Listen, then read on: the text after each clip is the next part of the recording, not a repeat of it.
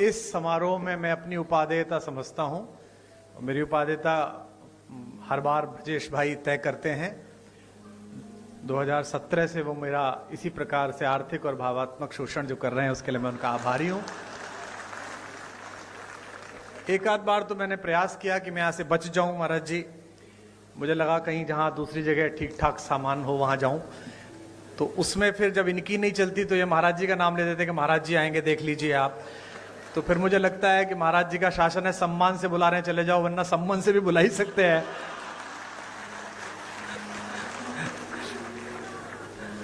हमारे मुख्यमंत्री जी पे इतनी चर्चा होती है, मैं पूरे भारत में जाता हूं, इतनी चर्चा होती है। लोग कहते हैं कि वे तो संत हैं, वे तो पीठाधीश्वर हैं और शासन, और हमारे यहाँ जो घटनाएं होती रहती हैं, अपराध मुक्त जो प्रदेश हुआ, तो मैंने लोगों से कहा कि देखो संतों का काम ही होता है। दो प्रकार के संत हैं। एक संत वो हैं जिनसे सज्जन व्यक्ति मिलता है और मिलते ही मोक्ष को प्राप्त करता है। एक हमारे महाराज जी हैं, दुष्ट व्यक्ति दिखता है, मिलता है और फिर मोक्ष को प्राप्त करता है। दोनों प्रकार से साधन संपन्न है।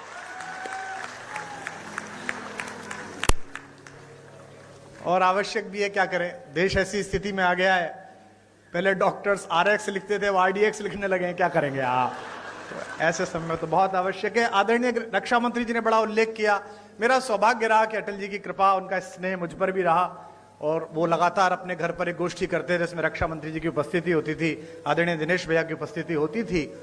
तो पार्टी के सभी लोग बैठे हुए हैं आज यहाँ पर, बहुधा पार्टी के ही लोग हैं। तो तीन प्रकार की पीढ़ियां पार्टी में आ गई हैं। अटल जी की पीढ़ी थी जिसमें आदरणीय अडवाणी जी, जोशी जी, वो एक पीढ़ी थी। फिर आदरणीय रक्षा मंत्री जी की, प्रधानमंत्री जी की एक पीढ़ी आई। अब एक तीसरी पीढ़ी हमारे यशस्वी मुख्यमंत्री जी की, देवेंद्र फडणवीस जी की। तीन पीढ़ियां लगातार काम कर रही हैं और तीनों के दृष्टिकोण में अंतर है। अटल जी कहते थे कि आपके घर पर कोई कूड़ा फेंके तो आप स्वयं साफ कर दो। मोदी जी की, राजनाथ जी की पीढ़ी कहती है कि आपके घर पे कूड़ा फेंके तो आप उससे ही साफ कराओ। और मुख्यमंत्री जी की पीढ़ी कहती है कि आपके घर पर कोई कूड़ा फेंके तो आप कूड़े को भी साफ करो। आप में से कुछ कम लोग समझे, इसके लिए मैं आपका आभारी हूं। समय की मर्यादा है, सीमा है।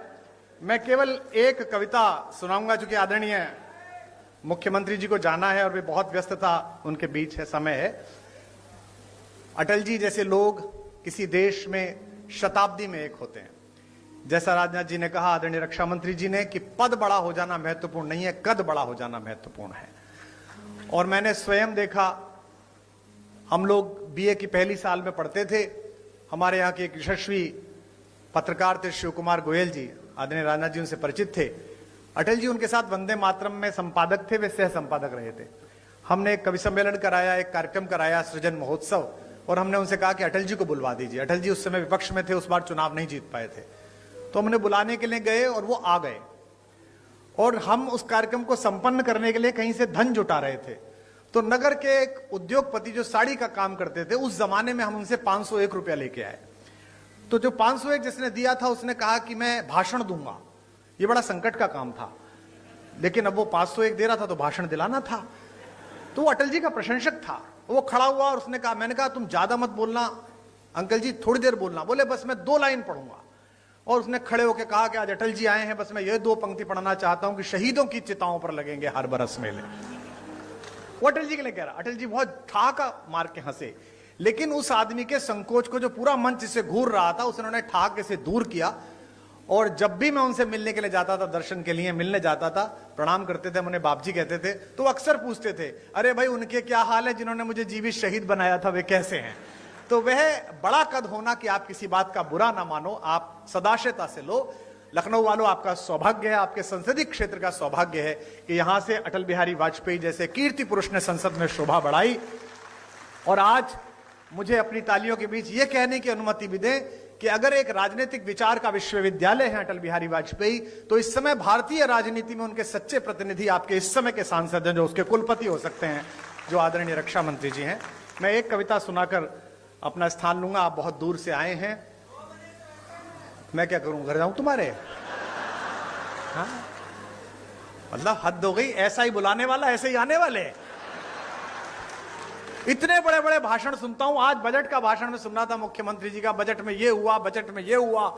मैं पूरा भाषण इस चक्कर में ही सुन गया कि इस बार बजट में हमने ब्रजेश पाठक को पैसे दिए कि कुमार विश्वास को दिया करो। लाइन ही नहीं आई वो वाली, बाकी सब आई, एक लाइन नहीं आई। उसके बाद मैंने बंद कर दिया, मैंने कहा अब खत्म है, अब चलो, अब जो मिलना ही नहीं है। 32-33 साल हो गए इसी क्रम को चलते हुए, छात्र राजनीति से लेके आज तक ना मुझे मिला ना उसने दिया। तो अब जितना मिल रहा है बेटा, ये लाल लभाव में मिल रहा है जो भी मिल रहा है। हाँ,